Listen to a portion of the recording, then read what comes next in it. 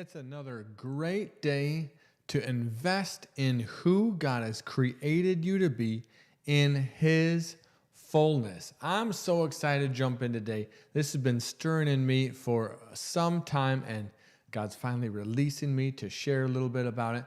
My name is Josh Richter. My wife and I are over all things Root. God's doing some amazing things through the online mentorship at Root Bible Academy. Through Root Kidman is really starting to take off, and I can't even say it's take off. It's all of the backbones that were built before for a whole lot of churches are being rebuilt and made even better, and we're going to be able to release that soon. That's exciting. For those of you who don't know, we just got back from South Dakota not too long ago, where we taught an identity revival conference as part of Root of Revival. And some of you are like, wait a second, what all you got going on? What's happening?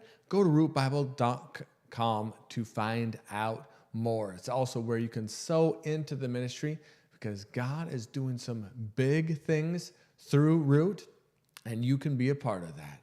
All right, let's dive into it. So today we're going to continue talking about to be content with what we have and who we are in the natural, so that we can invest in our supernatural realities. If we predominantly think natural thoughts, then we will experience a natural life. It just makes sense. But let me put it this way. If we focus on natural things, we're going to experience natural things. But if we choose to be content in the natural, even when it's not as much as we would like to see, not big and strong or financially set or whatever it is, it doesn't matter. Honestly, if we choose to be content in the natural and set our thoughts and our hearts, our focus on things above, on supernatural things, we will experience a supernatural life. Sorry, I was stuttering out because I was already thinking about going to one of my favorite verses, and it just sounded like I was quoting it already, so let's just put it up there now. Colossians 3:1. Therefore, if you have been raised up with Christ, keep seeking the things above, where Christ is, seated at the right hand of God. I got to pause there for a second. What is that saying? If you've been raised with Christ, if you are a Christian, if He has done His work in you and is transformed your spirit, and now we're working on this mind thing, if that describes you, if you're joining with Him, then what does it say? It says, therefore, if you've been raised up with Christ, check, keep seeking the things above, where Christ is, seated at the right hand of God. We don't need to be seeking the things below. Here again, Colossians 3:2, the next verse.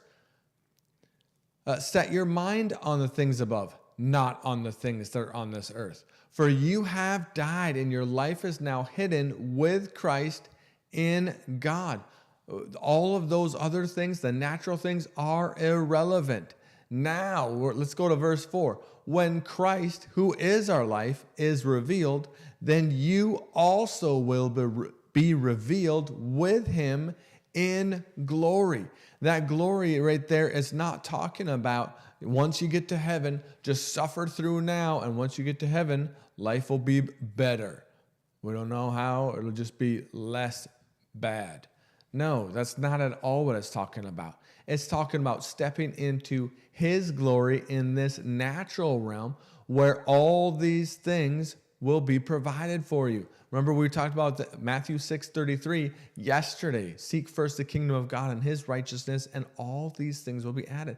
Your life is not your own anymore. Let me put that verse back up. I kind of jumped around. I already hit a different verse. So here's where I'm jumping off of. Colossians chapter 3, verse 3. For you have died, and your life is now hidden with Christ in God. Do you want to be fulfilled and enriched, satisfied in your life as a Christian? Well, guess what you need to do? You have to recognize that you have died, and your life is now hidden with Christ in God. It's in the focusing on the supernatural realm that you will find your fulfillment. The moment you chose to make Jesus the Lord of your life, you chose to value what he valued, pursue the things that he desires, and to lay down your own desires. And in that, he answers the cry of your heart. Actually, you know what? Let me put that up. That's Psalms 37. Psalms 37 says this: delight yourself in the Lord, and he will give you the desires of your heart. What has to happen first? Delight yourself in the desires of your heart? No. Delight yourself in the Lord, and he will give you the desires of your heart. Commit your way to the Lord. Trust in him, and he will act. I'm telling you, God is so much better at meeting your needs than you ever will be, and he lays it out so plain. You need to choose to be content with what you have in the natural realm, and instead put your passions that were on natural things onto things of the Spirit, onto Jesus, onto heavenly things. And as we begin to delight ourselves in the Lord instead of stuff, instead of our own desires, instead of whatever it is in the natural that we used to pursue, we can now commit our ways to the Lord, trust in him, and he will act. He knows what will actually bring the fulfillment, the satisfaction, way better than the things that you were chasing after before. You have to, let me say it this way. Be content. Let's just make it short and simple. Be content. You lived a life pursuing the natural things long enough. And what did it get you? A need for more, right? An increased dissatisfaction for what you have.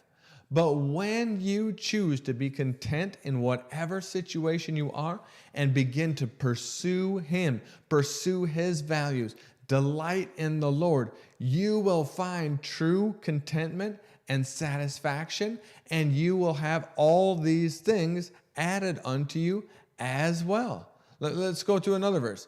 That's all through the word. Ephesians chapter 4, verse 22 through 24. That you put off concerning your former conduct the old man. What is he telling? Put off the old man. That you put off concerning your former conduct the old man which grows corrupt according to the deceitful lust, and be renewed in the spirit of your mind, and that you put on the new man, which was created according to God, in true righteousness and holiness. In order to do this, you know what we have to do? We have to do what my pastor was talking about this last Sunday. What was it? Some of you are like, hang on, I don't go to your church. What's it? What was it? I'll tell you. I'll show you. And you know what? I'll just put it up. For my thoughts are not your thoughts. This is God talking in Isaiah 55. My thoughts are not your thoughts, neither are your ways my ways, declares the Lord. For as the heavens are higher than the earth, so are my ways higher than your ways, and my thoughts than your thoughts. We need to get back to the place where we trust in him to act. That's who he is. That's who he says he will be always. Let me put that verse up again. Delight yourself in the Lord, and he will give you the desires of your heart. Commit your way to the Lord. Notice it's way. Commit. It's not ways. Commit your way. Single focus commitment to the Lord to do and to focus on what he says is most important. And when that challenges what your own mind or others might say, saying, hang on, you can't just do that. You can't just focus with your spare time on growing spiritually. You need to go have fun. What about going and doing the things that you used to do? What about pursuing those natural things that you had such a high value for before? Don't you want to do that? Am I saying to ignore your family? No. Am I saying to ignore your job? No. I'm not doing that. But in our free time, we passionately pursue things. We passionately pursue Netflix. We passionately pursue app games on our phones. We passionately pursue social media. And let's lay that down and instead delight ourselves in the Lord. And He will give you the desire of your heart. He'll give you the thing that you were searching for those other things to provide. They never will, and they never can. And when you commit your way to the Lord and trust in Him, He will act. I'm telling you, this is the decision that some of you are right in the crux. You simply need to make this choice to serve and follow after Him wholeheartedly, 100%. Stop pursuing things of the natural realm and make your way towards Him, and He will do what you've been how do I say it? There's things that He's put on your heart and that have been stirring in you for a long time, but you haven't been able to step into them. You don't know how to get there. And I'm telling you, this is the key. It's so good. God is so good, and He's made it so simple. Trust in Him. Delight yourself in the Lord. Be content with what you have right now. And as that lessens in value, you'll see an increase of it in your life, because now it's not competing with the Lord. It's a benefit of serving the Lord. It's so cool. I'll get more into this tomorrow. Thanks for joining me. I'll see you all tomorrow. Bye, everybody.